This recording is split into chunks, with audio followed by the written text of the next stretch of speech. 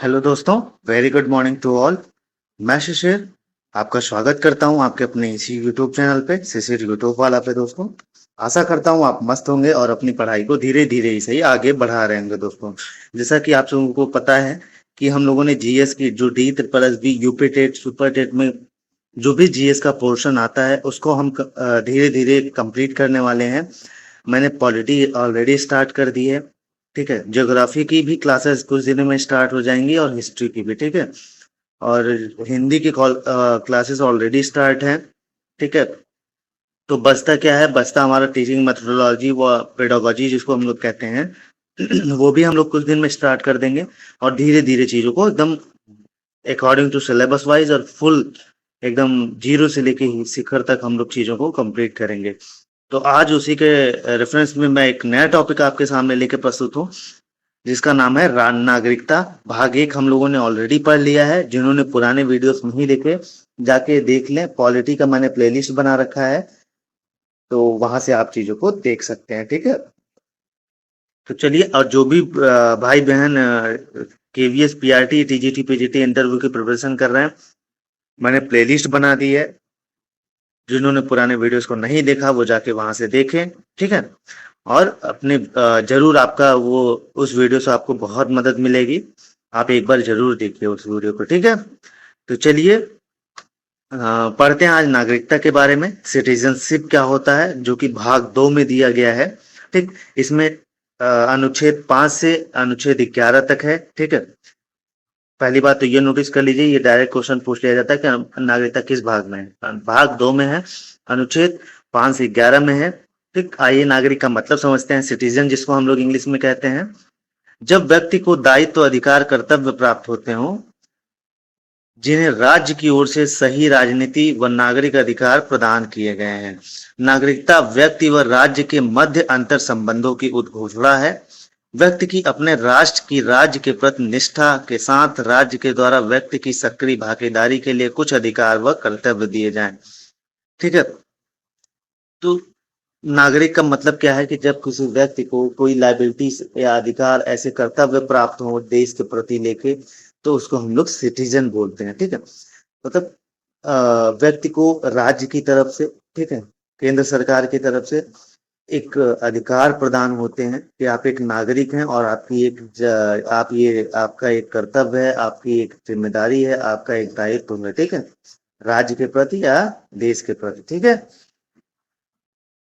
नागरिकता व्यक्ति व राज्य के मत अंदर संबंधों की उद्घोषणा है। जो नागरिकता है, बिल्कुल जो से आप सिंगल सिटीजन हो गए, हम मैं हो गया, और राज्य के बीच में क्या है कि अंतर संबंध, अंतर संबंध, इंटर रिलेशन है। ठीक है, हम एक दूसरे से जुड़े हैं। ठीक है, एक दूसरे से बंधे हैं। व्यक्ति को की अपने राष्ट्र राज्य के प्रति निष्ठा के साथ राज्य द्वारा व्यक्ति की सक्रिय भागीदारी के लिए कुछ अधिकार व कर्तव्य दिए जाएं। इसमें क्या कहा गया कि नागरिकता में क्या कहा गया कि कोई भी व्यक्ति हो अपने राष्ट्र के प्रति, अपने राज्य के प्रति निष्ठा के साथ साथ व्यक्ति को अपने देश में, अपने राज्य में सक्रिय भागीदारी करने के लिए कुछ अधिकार व कर्तव्य दिए जाएं। ठीक है, जैसे मौलिक अधिकार मिला, ठीक है, हमारा डीपीएसपी मिला, इसी का मौलिक कर्तव्य मिला, ये सब राज्य के प्रति ही तो मिले हैं हमको। तो वही इसमें कहा गया। ठीक है, आगे देखते हैं। संविधान में एकल नागरिकता को ही मान्यता दी गई। जो हमारा संविधान है उसमें एकल सिंगल सिटीजनशिप है। सीखिए, ये इंपॉर्टेंट है, लाइन नोट नोट कर लीजिए इसको, कि एकल नागरिकता को ही मान्यता दी गई है। ठीक है, सिर्फ भारतीय नागरिकता धारण करने की अनुमति है, न कि कई देशों की। आप एक भारतीय नागरिक, भारत के नागरिक नागरिक बन सकते हैं, न कि कई और देशों के बन सकते हैं। ठीक, किसी और देश के नहीं बन सकते, इसीलिए इसको एकल नागरिकता की मान्यता दी गई है। ठीक है, आइए। परंतु भारत सरकार विदेशों में रहने वाले कुछ व्यक्तियों को नागरिकता से अलग विशेष दर्जा दे रखा है। इन्हें विशेष सुविधाएं दी जाती हैं।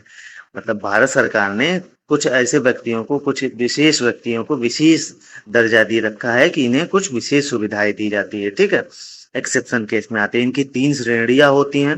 आइए देखते हैं कौन कौन सी श्रेणियां हैं। एनआरआई होते हैं, पीआईओ होते हैं और ओसीआई होते हैं। ठीक है, तो आइए देखते हैं बारी बारी से। इन सब का मतलब हम लोग देखेंगे। ठीक है, एनआरआई किसको कहते हैं हम लोग?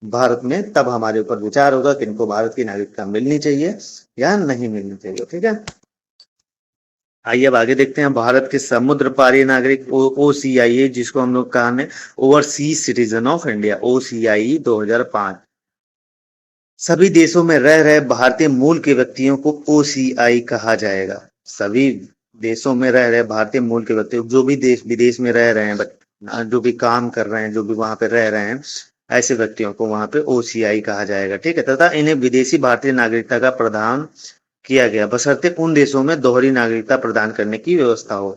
ऐसे देश जहां पे दोहरी नागरिक व्यवस्था है, दोहरी डबल सिटीजनशिप है, मतलब ठीक है, वहां पे अगर ऐसा चीज है तो वहां पे उनको तथा इन्हें विदेशी भारतीय नागरिकता का प्रावधान किया गया। ठीक, ये विदेशी भारतीय नागरिक कहे जा सकते हैं। ठीक है, ओवरसीज सिटीजन ऑफ इंडिया। ठीक,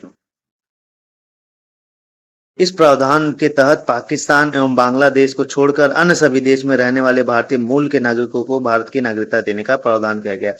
इस प्रावधान में क्या कहा गया कि पाकिस्तान और बांग्लादेश को छोड़कर जो सभी देश हैं उसमें जो भी भारतीय मूल के नागरिक हैं उनको भारत की नागरिकता दी जा सकती है, उनको उनके लिए प्रावधान है। ठीक है, इसी OCI को प्राय दोहरी नागरिकता कहा जाता है। इसी OCI को हम लोग दोहरी नागरिकता, डबल सिटीजनशिप कहते हैं। ठीक, इन्हें जीवन पर्यंत वीजा प्रदान किया गया, इनको मतलब जीवन पर्यंत वीजा प्रदान किया गया कि आप लीजिए भैया, आपको वीजा लेने की जरूरत नहीं है बार बार।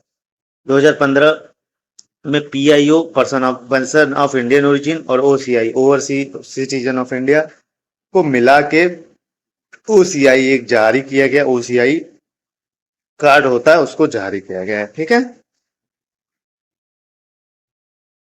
आइए आगे देखते हैं क्या है प्रवासी भारतीय दिवस। दोस्तों, सन 2000 में LM सिंघवी समिति ने प्रवासी भारतीय दिवस मनाए जाने की संस्तुति की। या ये एग्जाम में पूछा है, आप इसको इम्पोर्टेंट है, याद कर रखिएगा कि प्रवासी भारतीय दिवस कब मनाया जाता है, सन 2000 में।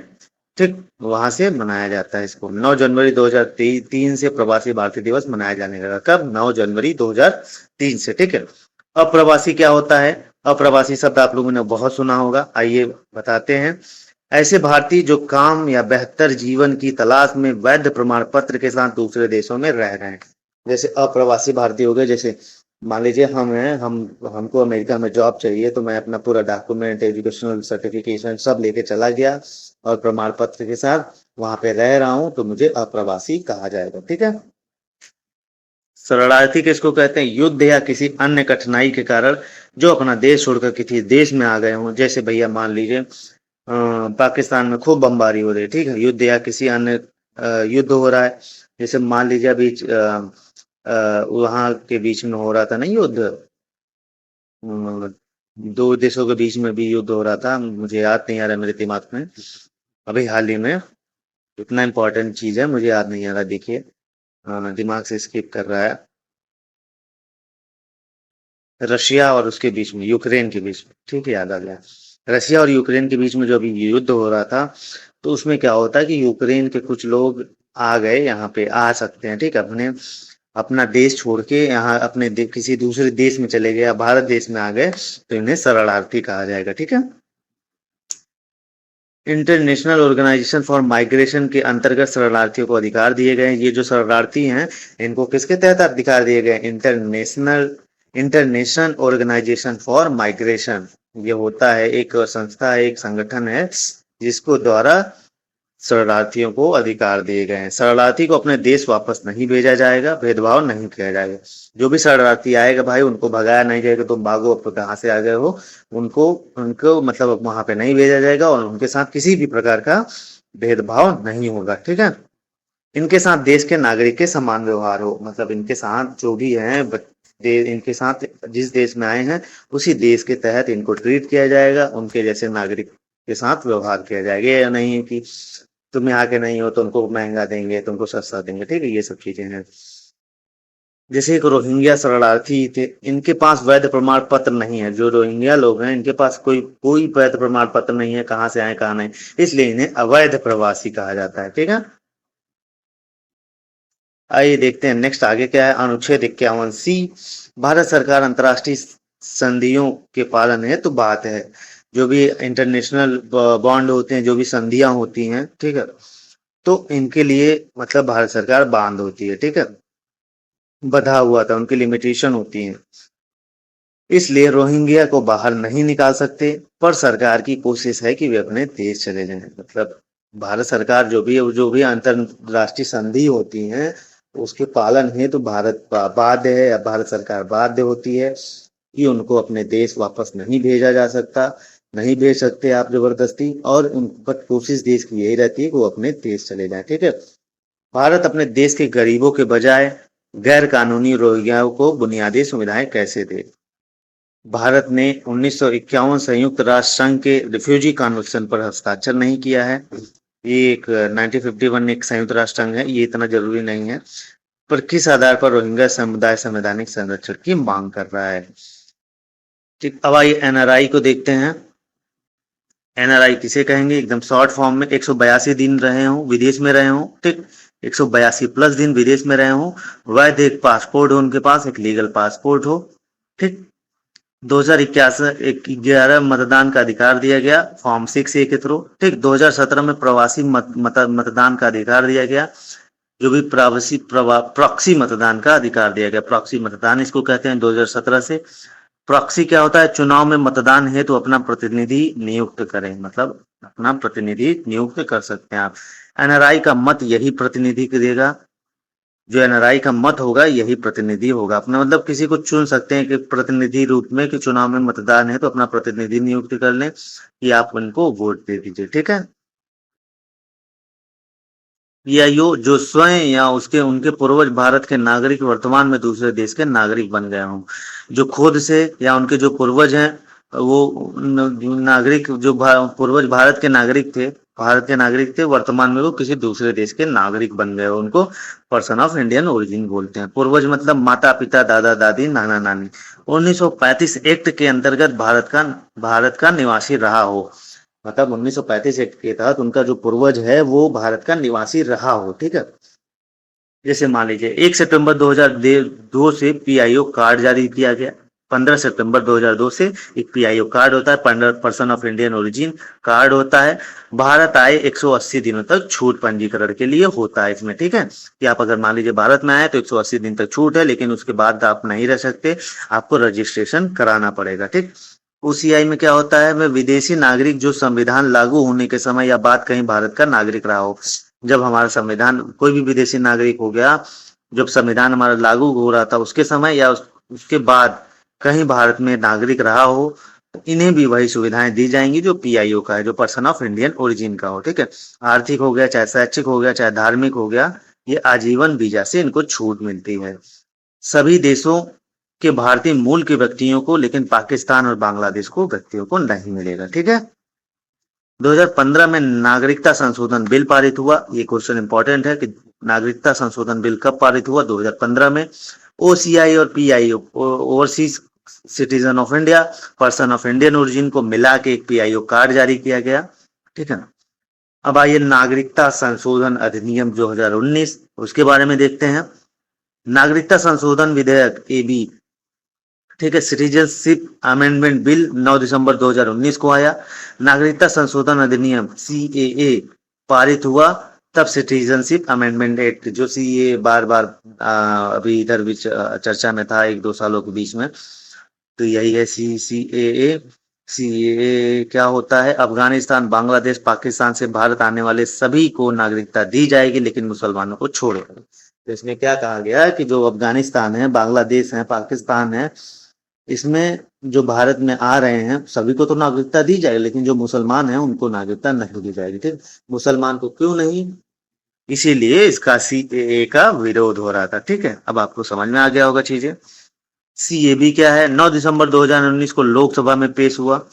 11 दिसंबर 2019 को राज्यसभा में पेश हुआ। 12 दिसंबर 2019 को राष्ट्रपति ने इस पर हस्ताक्षर कर दिया, तब यह सीएए बन गया, ठीक है। पहले सीएबी था, ठीक, अब सीएए बन गया, ठीक है। उद्देश्य, इसका उद्देश्य क्या था, पाकिस्तान, बांग्लादेश, अफगानिस्तान से धार्मिक भेदभाव से परेशान होकर जो 31 दिसंबर 2014 से पहले भारत आ गए हैं, उन्हें भारत में 6 वर्ष गुजारने के बाद नागरिकता दी जाएगी, लेकिन मुसलमान इसमें शामिल नहीं किया गया। ठीक है, शामिल नहीं किया जाएगा। आई होप तो आपको समझ में आ गया हो गया। एनआरसी क्या होता है? National registrar for citizenship. National register for citizenship NRC होता है। आइए इसको देखते हैं क्या होता है। भारतीय नागरिकों के नाम वाला एक रजिस्टर है। भारत के जो नागरिक है उनके नाम वाला एक रजिस्टर है। विदेशी बांग्लादेशी घुसपैठियों की पहचान करने के लिए इसे अपडेट किया गया है। ठीक, भारतीय नागरिकों के नाम वाला एक रजिस्टर है कि जैसे मान लीजिए कोई विदेशी, कोई बांग्लादेशी या कुछ कोई घुसपैठी घुस गया, ठीक है, उनकी पहचान के लिए ये नेशनल रजिस्टर फॉर सिटीजनशिप होता है। ठीक है, घुसपैठियों को पहचानने के लिए। 25 मार्च 1971 से पहले आसाम में निवास करने वाले नागरिकों को ही भारत का नागरिक माना जाएगा। इसके बाद आने वाले को नहीं माना जाएगा। मतलब इसमें कहा गया कि 25 मार्च 1971 से पहले जो भी आसाम में निवास करने वाले के नागरिक को ही भारत का नागरिक माना जाएगा। इसके बाद आने वाले को नहीं माना जाएगा नागरिक। ठीक है, एनआरसी केवल आसाम और असम में लागू है। एनआरसी जो है वो आसाम में लागू है। ठीक है, एनआरसी क्या होता है? मार्च 1971 के बाद जो लोग भारत में आए उन्हें पहचान कर बाहर कीजिए, चाहे वो किसी भी धर्म के हो। एनआरसी के थ्रू इसमें यह कहा गया कि जो भी 25, अभी तो कहा गया कि 25 मार्च 1971 के पहले के जो हैं उन्हीं को ही भारत का नागरिक माना जाएगा। ठीक, लेकिन 25 मार्च 1971 के बाद वाले जो हैं उनको भारत में उनकी पहचान की जाए और उन्हें किसी भी धर्म को हो उन्हें देश से बाहर किया जाए। ठीक है, आसामी कहता है कि ये जो शरणार्थी हैं ये अराजक हैं, आपराधिक गतिविधियों से लिप्त हैं और हमारे अधिकारों का हनन कर रहे हैं, इसलिए इन्हें वापस इनके देश में भेजा जाए। ठीक, ये लोग कहते हैं कि ये जो शरणार्थी हैं ये मतलब कानून के खिलाफ काम करते हैं, आपराधिक गतिविधियां करते हैं और हमारे अधिकारों का हनन करते हैं, इसलिए इनको देश में वापस भेजा जाए। ठीक है,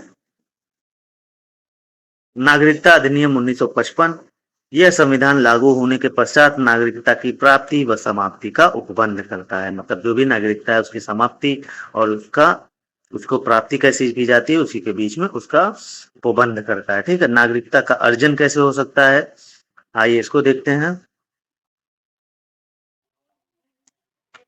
तो नागरिकता अधिनियम 1955 यह संविधान लागू होने के पश्चात नागरिकता की प्राप्ति व समाप्ति का उपबंध करता है। ठीक है, तो ये आपको समझ में आ गया होगा दोस्तों कि जो नागरिकता अधिनियम 1955 है यह किसके बारे में है? यह नागरिकता की प्राप्ति व समाप्ति व उसका उपबंध करता है। ठीक है, कैसे नागरिकता की प्राप्ति होगी, कैसे उसका उपबंध होगा। ठीक है, नागरिकता का अर्जन कैसे कर सकते हैं हम? पहला तो जन्म से कर सकते हैं। ठीक है, तो जन्म से कैसे? 26 जनवरी 1950 या उसके बाद भारत में अगर जन्मे हैं तो आप जन्म से नागरिकता का अर्जन कर सकते हैं। ठीक है, दूसरा वंश के आधार पर होता है। भारत के बाहर किसी अन्य देश में 26 जनवरी 1950 को या उसके बाद जन्म लेने वाला व्यक्ति भारत का नागरिक होगा। मतलब भारत के बाहर अगर या किसी अन्य देश में 26 जनवरी 1950 को या उसके बाद अगर जन्म किसी व्यक्ति ने लिया है तो वह भारत का नागरिक होगा, या उसके जन्म के समय उसके पिता की भारत की नागरिकता प्राप्त हो। अगर वो जन्म जब ले रहा है तो उसके पिताजी जो हैं वो भारत के अगर नागरिकता को प्राप्त किए हैं तो वह वंश के आधार पर भारत की नागरिकता को प्राप्त कर सकता है। ठीक है, तीसरा है पंजीकरण के द्वारा हम नागरिकता को कैसे प्राप्त कर सकते हैं? भारतीय मूल की व्यक्ति जो आवेदन के पूर्व 7 वर्ष तक भारत में रहा हो। जैसे आप आवेदन रजिस्ट्रेशन करना चाह रहे हैं, पंजीकरण करना चाह रहे हैं, तो अगर उसके पहले आप 7 वर्ष तक अगर भारत में रहे हो तो वो पंजीकरण द्वारा आप भारत की नागरिकता को ले सकते हैं। ठीक है, अविभाजित बांग्लादेश, अफगान भारत से बाहर का हो जिससे किसी व्यक्ति नागरिक साथ शादी की है, 7 वर्षों तक भारत में निवास कर रही हो। किसी भारतीय नागरिक के साथ शादी की हो और 7 वर्ष तक भारत में निवास कर रही हो। राष्ट्रमंडल देशों के वो नागरिक जो भारत में रहते हैं या भारत सरकार में नौकरी कर रहे हैं। मतलब ऐसे व्यक्ति जो भारत में रह रहे हो या भारत सरकार के अंतर्गत में नौकरी कर रहे हैं तो वो भी भारत की नागरिकता को ले सकते हैं। चौथा है देशीकरण के द्वारा आप नागरिकता को ले सकते हैं। तो कैसे, आइए देखते हैं। वह विदेशी जो 14 वर्षों से भारत में रह रहा है, जो आवेदन से पूर्व 12 माह तक निरंतर एवं 12 माह से पूर्व 14 वर्ष में कुल 11 वर्ष तक भारत रहा। पहले सीधा से मतलब इतना समझिए, देशीकरण के द्वारा आप कैसे कर सकते हैं? कोई भी विदेशी है जो 14 वर्षों से अगर भारत में रह रहा है, पहला कंडीशन देख, या तो रजिस्ट्रेशन कर रहा है तो उसके पहले जब रजिस्ट्रेशन करने जा रहा है तो उसके पहले 12 वर्ष तक लगातार और 12 वर्ष से पूर्व 14 वर्ष में कुल 11 वर्ष तक भारत रहा, मतलब 12 माह से पूर्व जो रजिस्ट्रेशन कर रहा है उससे पहले 14 वर्ष तक, लगभग 11 वर्ष तक, 14 वर्ष में से 11 वर्ष तक अगर भारत में रहा हो तो वो भारत को नागरिकता देशीकरण के द्वारा ले सकता है। ठीक है, आइए आगे देखते हैं क्या है। पांचवा, भूमि के राज्य क्षेत्र में मिल जाने से, अगर कोई क्षेत्र है वो राज्य क्षेत्र में मिला दिया जा रहा है, कोई क्षेत्र भारत का भाग बन जाए। जून 2015 बांग्लादेश 51 क्षेत्र भारत में शामिल हुए जिसको भारतीय नागरिकता मिली। अब नागरिकता की समाप्ति को देखते हैं। 1955 के तहत आप नागरिकता की समाप्ति कैसे कर सकते हैं। ठीक है, तो पहला तो स्वैच्छिक त्याग से कर सकते हैं। सामान्य काल में, युद्ध काल में नहीं। ठीक है, अगर सामान्य काल में आप स्वैच्छिक से अगर त्याग कर रहे हैं कि हम यहाँ के नागरिक नहीं होना चाहते हैं, मतलब ऐसा नहीं कि किसी युद्ध के दौरान युद्ध हो रहा है तब आप स्वैच्छिक त्याग दे रहे हैं, ऐसा नहीं, मतलब सामान्य स्थितियां सामान्य हो, सामान्य काल में दे रहे हैं तो स्वैच्छिक त्याग के थ्रू आप नागरिकता की समाप्ति कर सकते हैं। दूसरा है बर्खास्तगी द्वारा। किसी दूसरे देश की नागरिकता स्वीकार करने पर भारत की नागरिकता अपने स्वतः चली जाएगी। ठीक। तीसरा, वचन द्वारा। गलत तरीके से संविधान का अनादर करके वंचना द्वारा, ठीक है, वंचना द्वारा युद्ध काल में शत्रु की सहायता कर रहे हैं तो आपकी नागरिकता रद्द की जा सकती है। ठीक है, नागरिकता देने के 5 वर्ष के दौरान किसी देश में 2 वर्ष कैदी हुए, अगर आप नागरिकता देने से 5 वर्ष के दौरान जब आप नागरिकता ले रहे हैं तो किसी देश में अगर आप 2 वर्ष के कैदी हुए थे तो आपकी नागरिकता स्वतः रद्द हो जाएगी। ठीक है, समाप्ति हो जाएगी। एनआरसी, ये मात्र असम में लागू है। एनपीआर, गृह मंत्री ने कहा कि हम एनपीआर लाएंगे। एनपीआर मतलब नेशनल पॉपुलेशन रजिस्टर। ठीक है, एनपीआर पूरे देश के लिए है। एनपीआर जो है नेशनल पब्लिक रजिस्ट्रेशन, क्या है, नेशनल पॉपुलेशन रजिस्टर पूरे देश में लागू है। इसे देश के निवासियों को पूरा ब्यौरा होगा लिया जाएगा। इसमें क्या होगा कि जो देश के निवासी उनका पूरा डिटेल रहेगा इसमें। ठीक है, 2011 की जनगणना के लिए 8,000 करोड़ का बजट, इसमें 3500 करोड़ एनपीआर के लिए है। मतलब 2011-21 की जनगणना हुई थी तब इसमें, इसको अपडेट कर लीजिएगा आप लोग, ये 3500 करोड़ एनपीआर के लिए धन दिया गया था। ठीक है, नोट, किसी एरिया में 6 माह से रह रहे हैं या रहने के इच्छुक हैं तो आप एनपीआर में नाम दर्ज कराएं। अगर आप किसी एरिया में रह रहे हैं या किसी एरिया में रहना चाह रहे हैं, इच्छुक हैं, तो एनपीआर में आपको अपना रजिस्टर में नाम दर्ज कराना होगा। ठीक है, एनपीआर की आवश्यकता क्यों हुई, आइए इसको देखते हैं। सरकारी योजनाएं तैयार करने में एनपीआर के आंकड़े सहायक होंगे। कोई भी सरकारी स्कीम, कोई सरकारी योजना लाना चाह रहे हैं तो ये जो आंकड़े हैं, एनपीआर के जो आंकड़े होंगे वो मदद करेंगे। ठीक है, एनपीआर पूरे देश में लागू होगा, असम को छोड़कर, क्योंकि असम से पहले एनआरसी है। ठीक है, असम में पहले से एनआरसी है तो असम में नहीं लागू होगा, एनपीआर पूरे देश में लागू होगा। ठीक है, अप्रैल सितंबर 2020 एनपीआर तैयार होना था। 2020 में अप्रैल सितंबर में एनपीआर तैयार होना था, लेकिन जनगणना के पहले चरण में एनपीआर तैयार होना था। ठीक है, एनपीआर तैयार होने से पहले समय पूछे जाने वाले प्रश्न के, तो एनपीआर जब तैयार होगा करने से पहले इसके जो प्रश्न पूछे, नाम, मुखिया, संबंध, वैवाहिक, लिंग क्या है, राष्ट्रीयता क्या है, पता क्या है, काम क्या है, शैक्षणिक योग्यता क्या है आदि, ये सब जानकारी उसमें मेंशन होगी। ठीक है, अब आइए नागरिकता अधिनियम 1955 तथा इसके संशोधन को देखते हैं।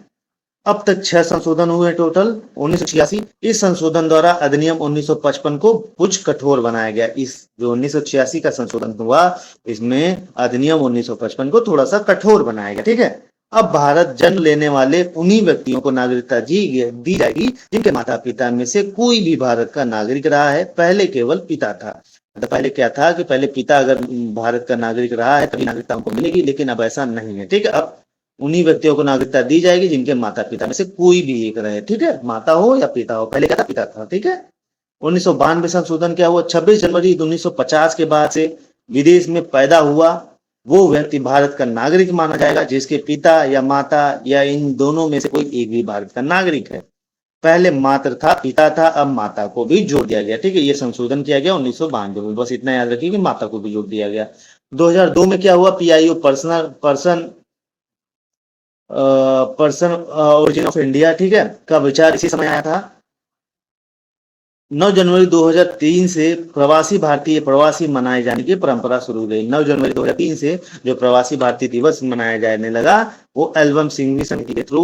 इन्होंने कहा कि विदेशों में बसे भारतीय मूल के लोगों को भारत की सीमित नागरिकता प्रदान की जाए। जो भी विदेश में रह रहे हैं वो भारत के मूल के लोगों को भारत की सीमित नागरिकता प्रदान की जाए। ठीक है, जो भी विदेश लोग भारत में आए हैं विदेशी, उनको एक सीमित नागरिकता प्रदान की जाए। ठीक है, 2005 में एक हुआ था 205 अधिनियम 205 हुआ था अनुच्छेद के अनुसार ओसीटी का ओसीआई का विचार है, ओवरसीज सिटीजन ऑफ इंडिया का विचार है।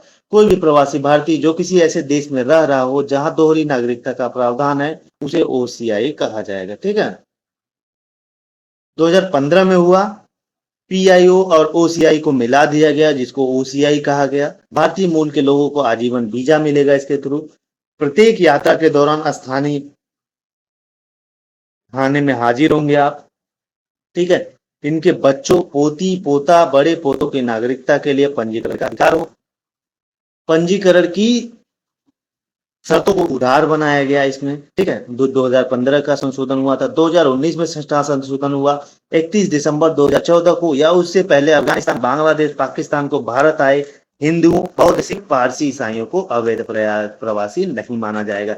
इसमें क्या संविधान संशोधन हुआ कि 31 दिसंबर 2014 को या जो भी उससे पहले ऐसा कोई अफगानिस्तान का व्यक्ति, बांग्लादेश का व्यक्ति, पाकिस्तान का व्यक्ति भारत आए, वो हिंदू हो, बौद्ध हो, सिख हो, पारसी हो, ईसाई हो, उनको अवैध प्रवासी नहीं माना जाएगा। ठीक है।